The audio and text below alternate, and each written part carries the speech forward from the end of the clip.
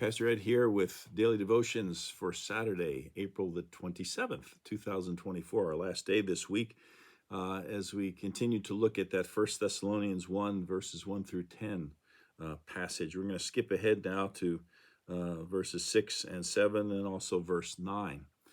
In 6, Paul says, "You became imitators of us and of the Lord, for in spite of persecution, you received the word with joy, inspired by the Holy Spirit, so that you became an example to all believers in Macedonia and Achaia." You received the word with joy, inspired by the Holy Spirit, so that you became an example. A fellow by the name of Troy Borst once wrote this: "The power of the Holy Spirit is not just for salvation," he reminds us, "but transformation. A process that might be slow and gradual. And the difference might look like this," he says. For example, you can take 10 gallons of gasoline and release a tremendous amount of power and energy by just dropping a lighted match into it. It makes a dramatic one-time impact. But there's another way to release the energy in that gasoline, he says. Place it in the fuel tank of a new Honda designed to get 30 miles or more to the gallon. That high-tech engine will use that 10 gallons of gasoline to take a person 300 miles or more. Explosions, he says, may be spectacular, but the sustained, controlled burn has staying power. You don't want to be a flash in the pan. You want to make a difference in this world over time. You want to last for the long haul. You don't want the Holy Spirit just to save you for heaven. You want him to use his power to transform your life. You want him to use you in this world for kingdom purposes. And that's what Paul's talking about here, how they received the Holy Spirit, and through that gift, they became an example to all believers. Because the word has gone out from them, he says, not only in Macedonia and Achaia, we're looking at verse 8 here, but in every place your faith in God has become known, so that we have no reason to even speak about it, he says. Again, explosions may be spectacular, but the sustained, controlled burn has staying power. You don't want to be a flash in the pan. You want to make a difference in the world over time. You want to last for the long haul.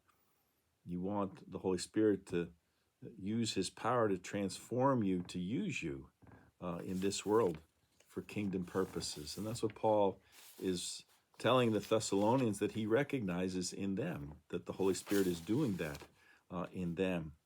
And then finally in verse 9, he says, for the people of those regions, again, the regions that are talking about what the Thessalonians are doing,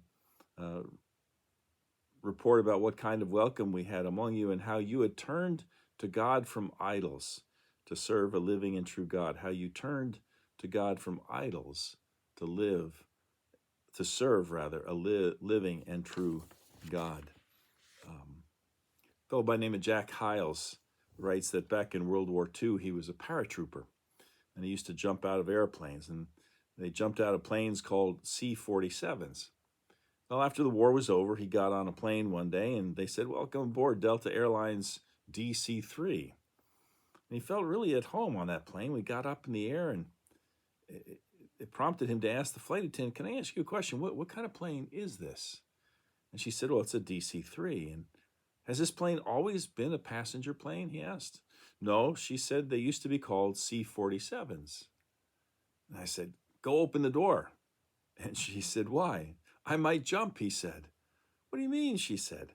"I used to jump out of C-47s. And then she said this: "Mister, after the war was over, they converted all of these planes." Well, what did she mean by that? She meant that the plane was once used for something else, but it was reconditioned. It was repurposed. Its purpose had been changed, in other words. The plane had a new purpose. Something that had been used at one time for war was now used for peace. Instead of dropping bombs or having parachutes jump out of it, it was now used to transport people around the globe. In a sense, it was converted. Through Christ, we too have been converted from serving idols to serving a living and true God. Once we were used to sin in the world, but now we are used for God's purposes. And that's what Paul is saying, that how they had turned to God from idols. They had been repurposed, reconditioned to do something else. Just like the the C-47 and the DC-3 were the same plane, they were the same people, but they had been converted from one purpose to a new purpose, to a godly purpose, to share that good news of Jesus Christ.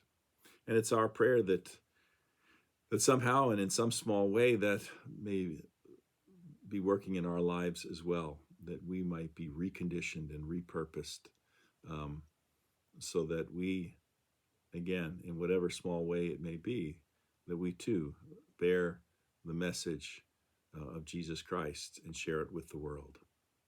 Well, that wraps up our daily devotions for the week. Tomorrow, once again, is Sunday, so we've got worship at 9 and 11, live stream at both services, 9, of course, being traditional service, 11 o'clock being our contemporary service. Hopefully, Josh has worked out the problem with my microphone at that late service, and that it won't be breaking up and messing up. We'll have to, I'm trusting that he's done that.